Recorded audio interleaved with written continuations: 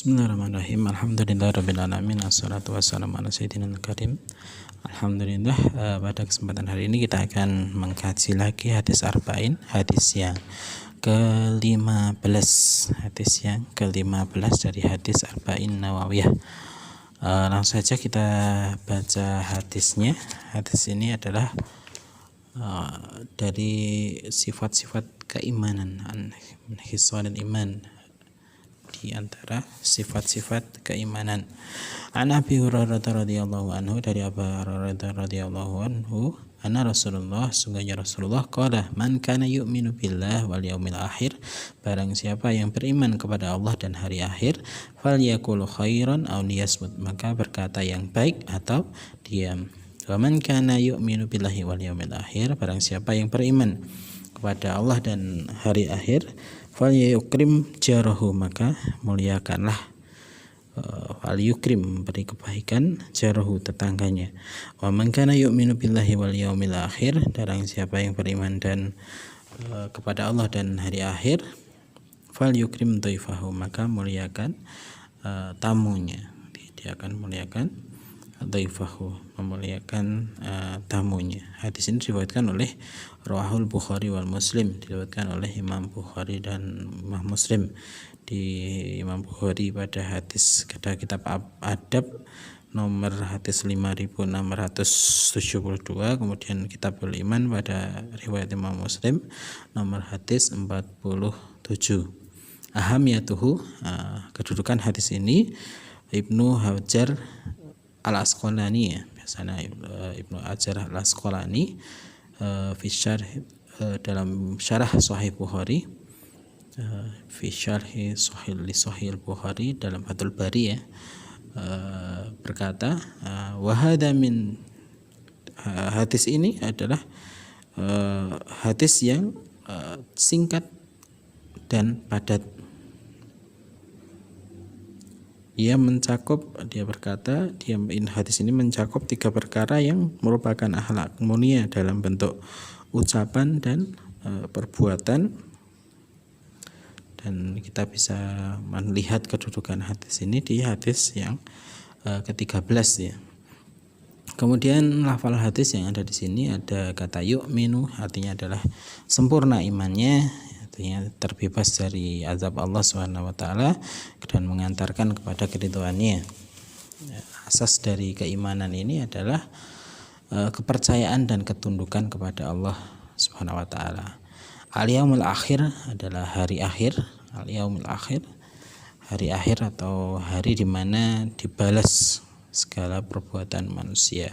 Kemudian di sini ada kata yasmut. Yasmut ini adalah yaskut atau diam. Fal yukrim jarahu, artinya yukrim itu memberi kebaikan, memuliakan, dan tidak menyakiti atau berbuat buruk kepada jarahu, kepada tetangganya. Kemudian yang ketiga, dan kata selanjutnya ini ada fal yukrim dhaifahu, memberikan jamuan, memuliakan tamu itu memberi jamuan, kemudian memberi tempat dan sebagainya, serta berbuat baik kepada tamu ini, kepada dhaifah kita, kepada tamu kita. Kemudian itu lafzul hadis. Kemudian isi dan kandungan hadis ini ada beberapa poin yang dicatat Syekh Mustafa Tib Al-Buqa dan Syekh Musyiddin Mistu dalam Al-Wafinya. Yang pertama adalah al-insanu wa alaqatu bil mujtama', atau manusia dan hubungannya dengan masyarakat. Manusia ini hidup di dunia bersama tentunya dengan manusia yang lain, dan mereka saling berhubungan dan saling membutuhkan antara satu dengan yang lainnya. Dan Islam menginginkan agar hubungan antar manusia ini terjalin di antara manusia ini dibangun di atas dasar yang lurus dan manhaj yang benar. Dan semua itu akan terwujud ketika manusia saling menghormati satu sama lain, berpegang teguh kepada adab-adab yang muamalah yang mulia, dan kemudian memperbaiki hubungan kekeluargaan, menggunakan kata-kata yang sopan ketika berbicara, dan memuliakan tetangga dan menghormati tamu. Semua sifat ini diperintahkan oleh Rasulullah dalam satu hadis ini. Kemudian poin yang kedua, Rasulullah SAW dalam hadis ini juga mendorong manusia untuk mewujudkan sifat baik yang paling agung dan amal-amal kebaikan yang bermanfaat. Termasuk diantaranya adalah kesempurnaan iman dan Islam. Ini seorang muslim ini akan berbicara hanya dalam urusan yang membawa kemanfaatan saja bagi dunia maupun akhiratnya. Dengan demikian ini masyarakat akan merasakan kebahagiaan. Di samping itu orang masyarakat ini menahan diri dari perkataan-perkataan yang dapat menyakiti orang lain dan menimbulkan kerusakan, sehingga hal itu dapat menyebabkan seseorang mendapat kemurkaan dan kemarahan dari Allah Azza wa Jalla. Dalam hadis yang diriwayatkan oleh Imam Ahmad di Musnad Imam Ahmad dari Anas radhiyallahu anhu, la yastaqimu imanun abdin hatta yastaqima qalbuhu wa la yastaqimu qalbuhu hatta yastaqima lisanuhu. Tidak akan lurus keimanan seorang hamba sampai hatinya ini lurus, dan kemudian tidak akan lurus hatinya wa la yastaqimu qalbuhu hatta yastaqimu lisanuhu, sehingga lisannya ini lurus. Hadis yang diriwayatkan oleh Imam Ahmad dalam Musnad Imam Ahmad. Kemudian Imam Tabrani juga meriwayatkan satu hadis yang dari Anas juga, min hadisin Anas radhiyallahu anhu anin Nabi sallallahu alaihi wasallam, la yablaghu abdul haqqahu iman hatta yahzanu min lisanihi. Tidak, seorang hamba ini tidak akan mencapai hakikat keimanan sampai kemudian dia menjaga lisannya, menjaga lisannya. Artinya menahan diri dari ucapan yang tidak ada kebaikan di dalam ucapannya ini. Kemudian poin berikutnya, poin yang ketiga, sebagaimana dari sabda Nabi sallallahu alaihi wasallam, man husnil Islam mil mar tarkahu ma la yakhnihi. Dari kebaikan Islamnya seorang adalah meninggalkan apa yang tidak bermanfaat bagi dirinya, dan perkataan yang tidak bermanfaat ini akan menjadikan amalan seorang hamba sia-sia dan membuatnya terhalang dari masuk surga. Oleh karena itu, hendaklah kita sebagai seorang muslim selalu berpikir terlebih dahulu apabila kita ingin berbicara. Jika kita mau berkata atau berbicara itu sebuah kebaikan dan berpahala, maka berbicaralah gitu ya. Tapi jika pembicaraan itu malah memberikan keburukan, kebatilan, atau bahkan kemudian menjerumuskan manusia pada suatu perkara yang buruk, maka lebih selamat adalah menahan pembicaraan itu, lebih baik dan lebih selamat, karena setiap perkataan kita akan dihisab oleh Allah Subhanahu wa taala. Dia bisa mendapat pahala dan mendapat siksa, sebagaimana dalam surat Qaf ayat 18, ma yalfadhu minal qawli illa ladayhi raqibun ataidan. Tidak ada suatu ucapan yang qaulun yang diucapkan kecuali ada malaikat yang di dekatnya yang mengawasi, yang selalu hadir. Ini di surat Qaf ayat ke-18. Kemudian Imam Bukhari juga meriwayatkan satu hadis an Abi Hurairah radhiyallahu anhu an Nabi sallallahu alaihi wasallam qala innal abda la yatakallamu bi kalimati min ridwanillahi ta'ala mayulqa laha balan yarfa'uhu Allah biha darajatin wa innal abda la yatakallamu bil kalimati min syakhatillahi ta'ala la yulqi bala yahwil biha fi jahannam. Dari Abu Hurairah, sungguhnya innal abdi la yatakallama bi kalimati miridwanillah, berkata dengan suatu kalimat yang ridwanillah, yang diridhoi oleh Allah Ta'ala. Ma yulqalaha balan, yang dilontarkan adalah hal yang penting. Yarfa'uhu wa biha darajatan, maka Allah akan meninggikan derajatnya. Kemudian wa innal abda, dan seorang hamba yang berkata-kata yatakallamu bil kalimati min syakhati, dengan suatu kalimat yang min syakhatillah, dengan dimurkai oleh Allah, la yulqi bala, dan tidak ditemuinya pada hal yang penting, yahwi biha fi jahannam, maka dia akan yahwi, dicampakkan, biha fi dengannya, fi jahannam, dalam neraka jahannam. Dan ingatlah hadis Mu'ad, di mana beliau berkata yang isinya manusia itu ditulis di atas tenggorokan mereka dalam neraka kecuali karena perbuatan lisan-lisannya. Kemudian yang keempat, ada adab-adabnya berbicara. Terdapat beberapa adab, ya, adab berbicara dalam Islam. Yang pertama adalah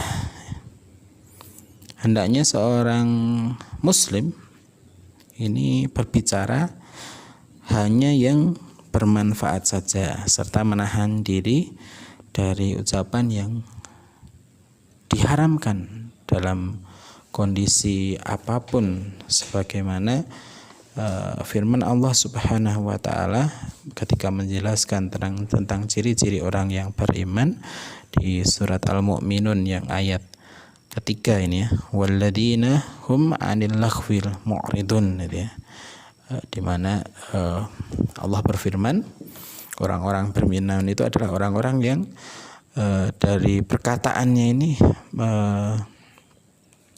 dia menjaga atau menjauhkan dirinya dari perkataan yang tidak berguna. Laghwun ini adalah perkara yang batil, ya, perkara yang tidak benar. Laghwun, perkara yang batil, seperti ghibah, namimah. Ghibah itu menggunjing, atau namimah ini adu domba.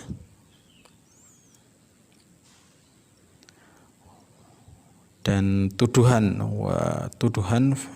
kepada orang untuk mencemarkan nama baik manusia ini dinamakan laghwun, atau perkataan batil. Kemudian adab yang berikutnya, tadi pertama, ya, tidak berbicara yang menahan diri dari ucapan yang diharamkan. Kemudian yang kedua, tidak berbicara dengan pembicaraan yang mubah, karena dapat menjerumuskan kepada yang haram. Jadi yang mubah ini tidak berbanyak-banyak dalam perkataan yang mubah, sehingga kadang dari perkataan yang mubah ini menjerumuskan seorang kepada yang haram atau bahkan kemudian makruh, gitu, ya. Sebagaimana yang diriwayatkan oleh Imam Tirmidzi dari Ibnu Umar radhiyallahu anhu anin Nabi, dari Nabi bersabda, la tuksirul kalama bi khairi dzikrillah, janganlah tuksiru, memperbanyak perkataan, bi khairi dzikrillah, selain zikir kepada Allah. Fa inna kasratal kalami, sesungguhnya banyak berkata-kata bi ghairi dzikrillah, selain dari zikrul Allah ta'ala, qaswatul lil qalbi. Qaswah itu mengeraskan qalbi, hati. Wa inna ab'adan nas, dan sejauh-jauh manusia dari Allah, wa inna ab'adan nasi min Allah al-qalbu qasi, orang yang keras hatinya. Jadi dari riwayat Ibnu Umar ini Rasulullah melarang untuk memperbanyak perkataan selain zikrullah. Zikrullah ini bisa berupa ilmu dan zikir, tentunya mengingat Allah Subhanahu wa taala. Karena perkataan yang selain zikrullah ini akan mengeraskan hati, dan kata Rasulullah di hadis ini, sejauh-jauh manusia itu adalah orang yang paling keras hatinya. Kemudian Umar radhiyallahu anhu, waqala Umar radhiyallahu anhu, barang siapa ini yang berkasratul kalam atau berbanyak berbicara, maka akan banyak pula salahnya. Dan barang siapa yang banyak salahnya, tentunya kemudian akan banyak dosanya. Dan kemudian orang yang banyak dosanya, maka orang yang banyak dosanya ini lebih layak untuk dirinya masuk ke neraka. Ini jadi dari perkataan, kalau perkataan Umar bahwa barang siapa yang banyak berbicara, ini pasti banyak salahnya. Dan orang yang banyak salahnya pasti banyak dosanya, dan orang yang banyak dosanya ini lebih layak masuk ke dalam neraka. Kemudian adab yang ketiga, wajib untuk berbicara saat dibutuhkan. Misalnya ketika harus menjelaskan suatu kebenaran, atau kemudian amar ma'ruf, menentangkan kebaikan, nahyul mungkar atau mencegah kemungkaran. Hal ini adalah semulia-mulianya sifat, dan tidak berbicara pada saat itu merupakan maksiat dan dosa. Karena diam dalam kebenaran ini sama artinya saja dengan setan yang bisu, atau membiarkan kebenaran, biar tidak menyampaikan kebenaran, dikatakan sebagaimana syaitonul akhras atau setan yang bisu. Kemudian isi kandungan hadis yang kelima adalah memperhatikan biljar terhadap tetangga, wal wasayatu biha, dan ini adalah salah satu akhlak Islam, yaitu memuliakan tetangga kita. Di antara kesempurnaan iman dan kejujuran seorang muslim ini adalah berbuat baik kepada tetangga dan tidak menyakiti hati tetangga, sebagaimana yang diperintahkan oleh Rasulullah SAW. Allah Ta'ala mengiringi berbuat baik kepada tetangga ini dengan perintah beribadah kepada Allah Subhanahu wa Ta'ala, sebagaimana dalam surat An-Nisa, ini ayat An-Nisa ayat ke-36, Allah berfirman, wa'budullaha wa la tusyriku bihi syai'an wa bil walidaini ihsana wa bidil qurba wal yatanama wal masakin wal jar, baik kepada kedua ibu bapak, karib kerabat, anak yatim, orang miskin, dan tetangga yang wajari, dan dil qurba dan tetangga yang dekat, wal jaril junub dan negara ya, dan tetangga yang jauh gitu ya. Ini perintah Allah. Allah menyandingkan antara berbuat baik kepada orang tua, karib kerabat, anak yatim, orang miskin, tetangga, dan baik tetangga yang dekat dan jauh ini dengan beribadah kepada Allah, wa'budullah wa la tusyrik bihi, mengesahkan Allah azza wa jalla. Dan berbuat baik dan menghormati tetangga ini adalah perintah wajib menurut syariat. Ini bahkan perhatian kepada tetangga ini dalam Islam sampai pada derajat yang tiada bandingannya dalam sejarah hubungan sosial antar manusia. Misalnya perhatikan apa yang diriwayatkan oleh Imam Bukhari dari Aisyah, ya.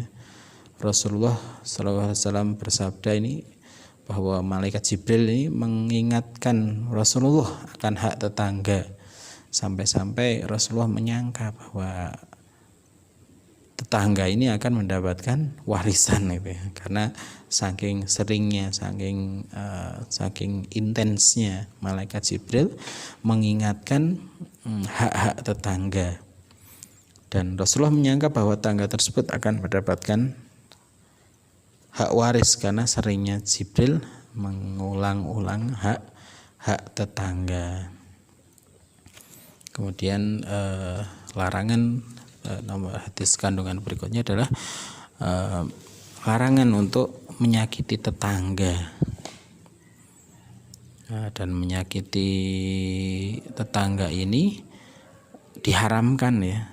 Menyakiti tetangga diharamkan dalam Islam, dan ini adalah dosa besar yang sangat keras siksanya di sisi Allah Azza wa Jalla, dan menghalangi pelakunya yang menyakiti tetangga ini untuk meroleh kedudukan mulia dan kesempurnaan keimanan, sebagaimana yang diriwayatkan Imam Bukhari dalam Bukhari dan Muslim dari Ibnu Mas'ud. Dari Ibnu Mas'ud beliau berkata, ana Rasulullah SAW su'ila, Rasulullah SAW ditanya, ayudan bin a'dhamu, beliau apa dosa yang paling a'dham, paling besar? Kemudian Rasulullah menjawab,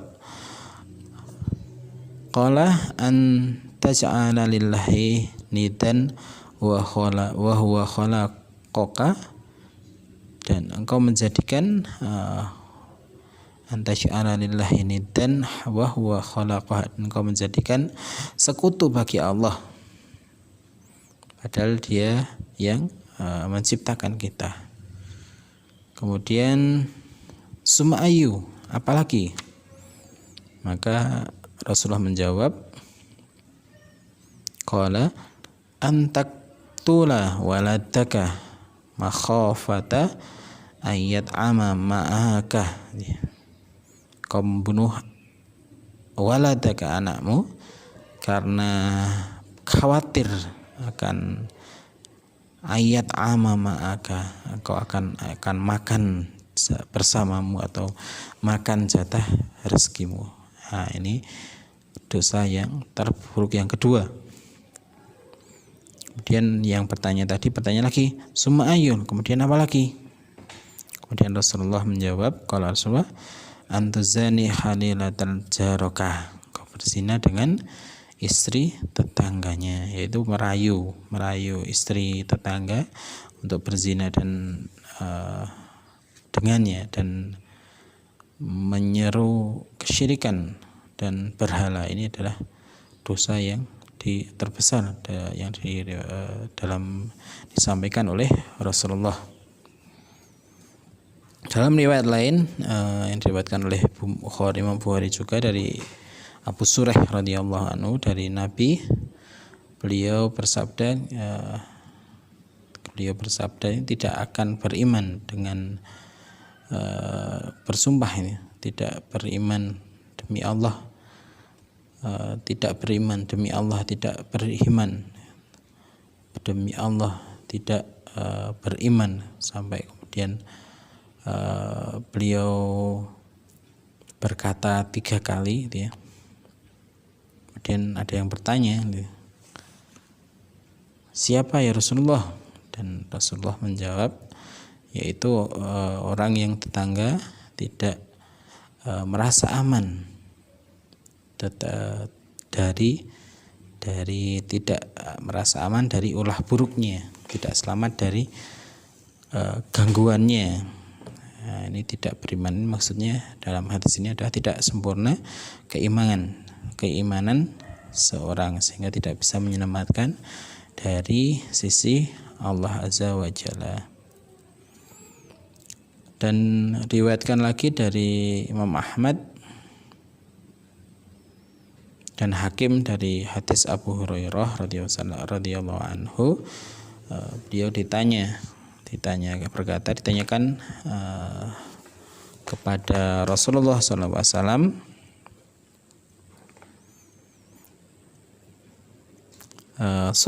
ada seorang yang melaksanakan sholat malam dan berpuasa pada siangnya, tapi dia adalah orang yang suka menyakiti tetangganya dan sering berkata pedas dan berkata buruk, berkata tidak enak, berkata tidak nyaman kepada tetangganya. Maka kemudian Nabi menjawab, tidak ada kebaikan dalam sholat malamnya dan puasa paginya, dan seorang ini dikatakan Rasulullah berada di neraka. Ditanyakan lagi kepada Rasulullah, sungguhnya fulan ini melaksanakan sholat wajib, berpuasa Ramadan,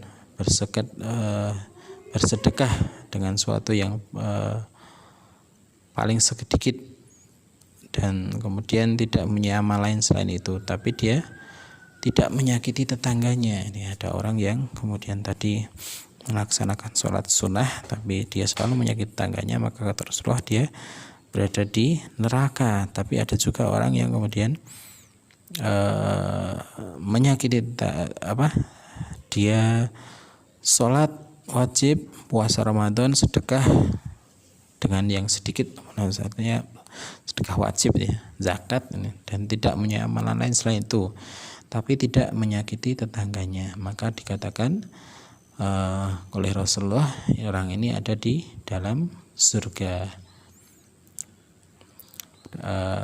Salitah ini adalah orang yang banyak berkata dan suka mencela.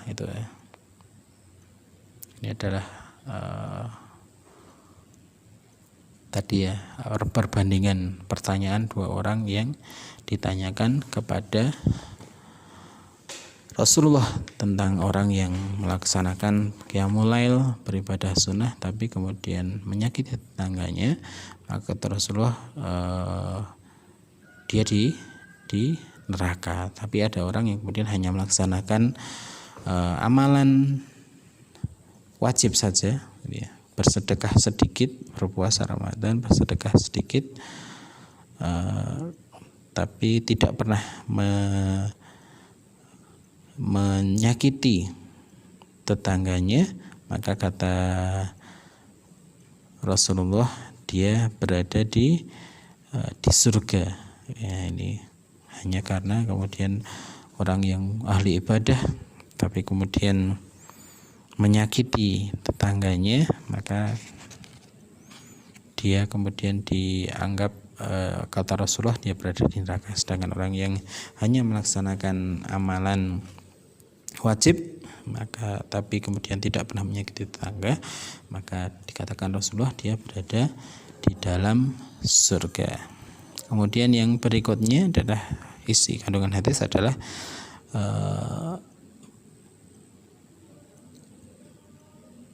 berbuat baik kepada tetangga, kepada tetangga.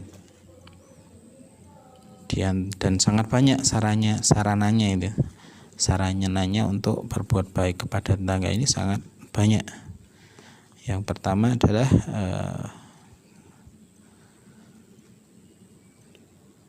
diriwayatkan oleh dalam Musnad Imam Ahmad ini tentang memenuhi kebutuhannya.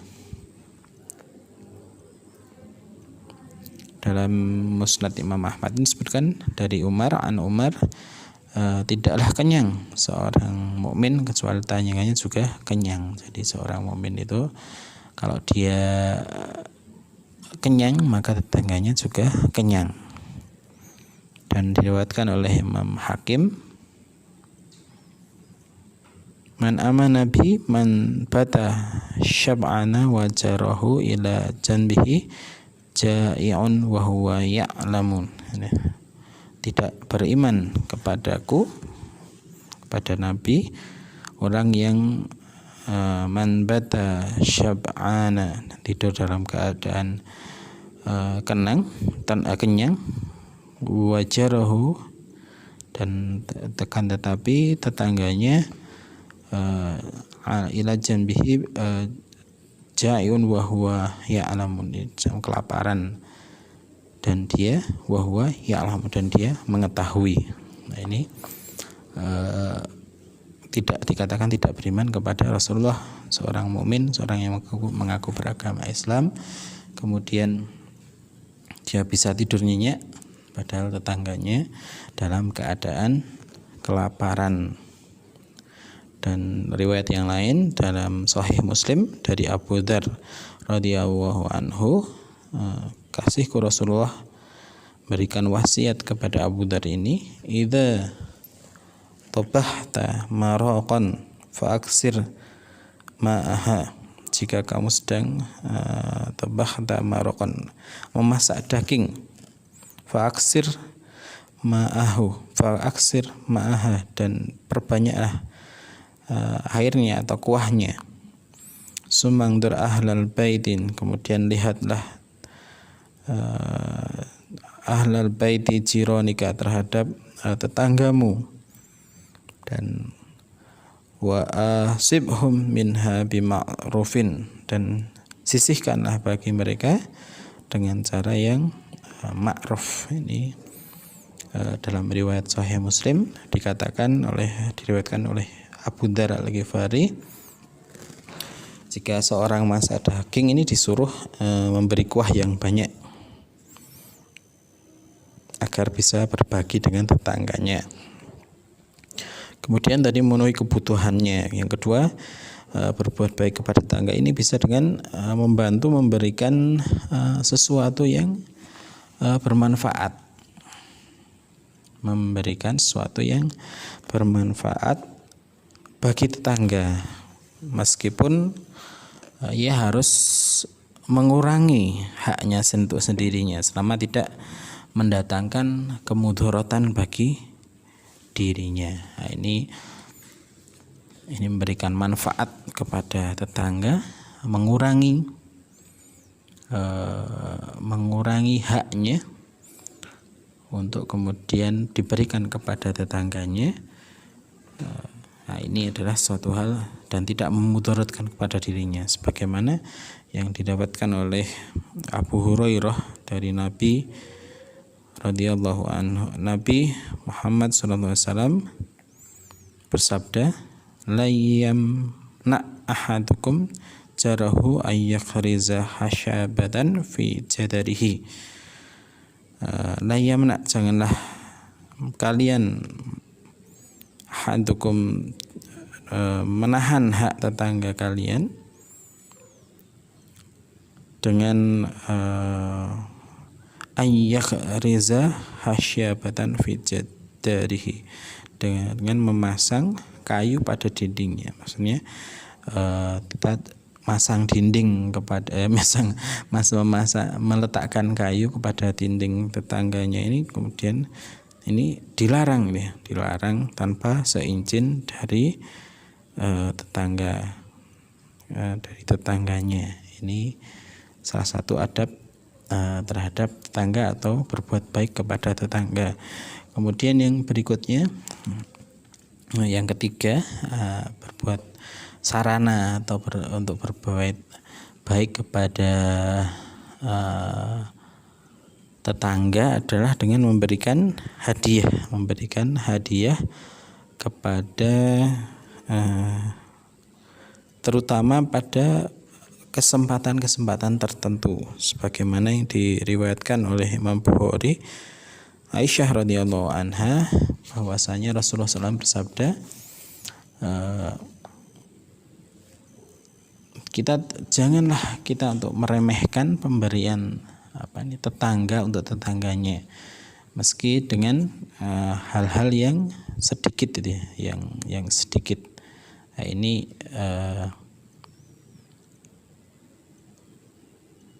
memberikan atau memberikan hak kepada tetangga, kita tidak boleh meremehkan pemberian kita kepada tetangganya, meskipun dengan menghadiahkan sedikit tulang kambing. Jadi walaupun kita memberikan tulang kambing kepada tetangga ini, jangan diremehkan.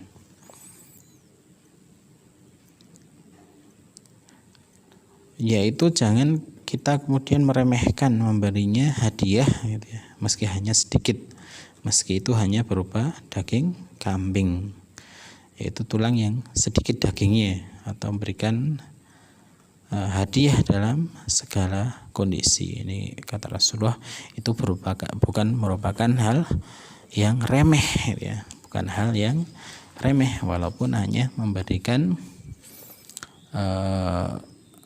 sedikit tulang yang ada dagingnya gitu ya. Kemudian terkait dengan memuliakan tamu, ini Rasulullah menerangkan kepada kita dalam hadis bahwa siapa yang berkomitmen dengan Islam, beriman kepada Allah dan hari akhir, menempuh jalan orang-orang yang mukmin, hendaklah dia kemudian memuliakan tamu yang datang ke rumahnya, serta berbuat baik kepada orang-orang ini yang datang, yang menjadi tamu di rumah kita. Hal ini adalah bukti iman kita kepada Allah dan kejujuran dalam bertawakal kepada Allah Subhanahu wa taala. Maka Rasulullah kemudian sampai mengatakan, "Mayyuminu billahi wal yaumil akhir", barang siapa yang beriman kepada Allah dan hari akhir, maka fal yukrim dhaifahu, muliakan tamunya, memuliakan tamunya. Dan menjamu tamu ini adalah hak atau kebaikan, termasuk akhlak yang mulia dalam adab-adab Islam dan akhlak Nabi dan orang-orang soleh. Ini adalah memuliakan tamu. Bahkan Ahmad bin dan Al-Lais, ini Imam Ahmad dan Al-Lais berpendapat bahwa hak tamu itu wajib 1 hari dan 1 malam, sebagaimana yang diriwayatkan oleh Ibnu Majah. 1 malam bagi tamu ini adalah hak wajib atas setiap muslim. Sebenarnya dalam Sahih Bukhari disebutkan, "Ya Rasulullah, Anda telah mengutus kami, lantas kami tinggal bertamu kepada suatu kaum yang kemudian tidak menjamu." Jadi ada utusan Rasulullah yang kemudian mengadu kepada Rasulullah tidak dijamu, padahal di utusan Rasulullah bertamu ke suatu kaum dan tidak dijamu. Kemudian Rasulullah SAW bersabda, "Jika kamu bertamu pada yang sepatutnya diterima oleh tamu, dan jika mereka tidak berbuat demikian, maka ambillah dari mereka hak tamu yang diwajibkan pada mereka." Nabi juga bersabda, hendaklah dia memuliakan tamunya. Ini adalah perintah, di mana asal perintah itu adalah hukumnya wajib. Dan jika katakan bahwa menjamu tamu ini wajib, tetapi tuan rumahnya tidak mau melakukannya, maka dosa itu. Lalu apakah tamunya ini boleh langsung mengambil haknya gitu ya, atau mengadukan persoalan kepada hakim dulu untuk bisa mengambil haknya tersebut? Dalam hal ini terdapat 2 riwayat. Imam Ahmad, dari Imam Ahmad, jumhur ulama berpendapat bahwa menyambut tamu itu disunahkan, termasuk diantara akhlak mulia, bukan merupakan kewajiban, sebagaimana sabda Rasulullah, hendaknya fal yukrim, maka hendaklah memuliakan. Maka dalam riwayat lain disebutlah, hendaklah berbuat baik dan keduanya tidak menunjukkan kewajiban, karena mulaikan berbuat baik ini termasuk dalam kategori kebaikan dan akhlak mulia. Berarti anjuran gitu ya. Kalau menurut jumhur ulama, memuliakan tamu ini adalah anjuran. Jadi tidak boleh kemudian tamu ini kemudian langsung mengambil haknya gitu ya. Faedah yang berikutnya yang ke-9 ya adalah min adabid dhaif, atau adab-adab menjamu tamu. Di antara adab dalam menyambut tamu dan memuliakannya ini adalah menyambut dengan wajah yang senyum, yang berseri, dan berbicara yang baik gitu ya. Kemudian menghadirkan makanan dan minum sesuai dengan kemampuannya. Kalau bisa lebih dari biasa yang ia makan bersama keluarga dan anaknya selama satu malam, ini adalah adabnya. Dan pada hari kedua dan ketiga ia memberikan makanan sebagaimana dia memberikan makan anaknya. Jadi hari pertama ini diberi makan sebagaimana spesial, kemudian malam yang kedua dan ketiga sebagaimana di keluarganya biasa itu ya. Kemudian sebagaimana dia memberi makan anaknya seperti biasa tanpa menyulitkan dan membahayakan keluarganya ini. Sebagaimana diriwayatkan oleh Imam Muslim, adiyafatu salah satu ayam, menjamu tamu itu salah satu ayam 3 hari. Wa jaizatahu yauma walailatan, hadiahnya sehari semalam ya. Jadi pertama dispesialkan ya. Selebihnya adalah kemudian wa ma kana wara'a dzalika fa huwa shadaqatun alaihi, dan selebihnya lebih dari 1 malam itu adalah sedekah. Adapun adab tamu adalah tidak menyulitkan dan mengganggu ketenangan tuan rumah. Jadi dalam Islam ini sangat mulia ini ya. Yang ditamoni gitu ya, yang didatangi tamu diperintahkan untuk memuliakan tamu. Sebagai tamu pun kemudian ada adabnya, yaitu tidak menyulitkan dan mengganggu ketenangan rumah tangga. Hal yang menyulitkan rumah tangga diantaranya misalnya tinggal lebih dari 3 hari, atau dia tinggal di sana padahal tahu bahwa tuan rumahnya ini tidak mempunyai apa-apa untuk menjamu tamunya. Ini termasuk menyulitkan dan mengganggu. Dan diriwayatkan oleh Imam Muslim dari Abu Sureh, ini Rasulullah bersabda, tidak halal bagi seorang muslim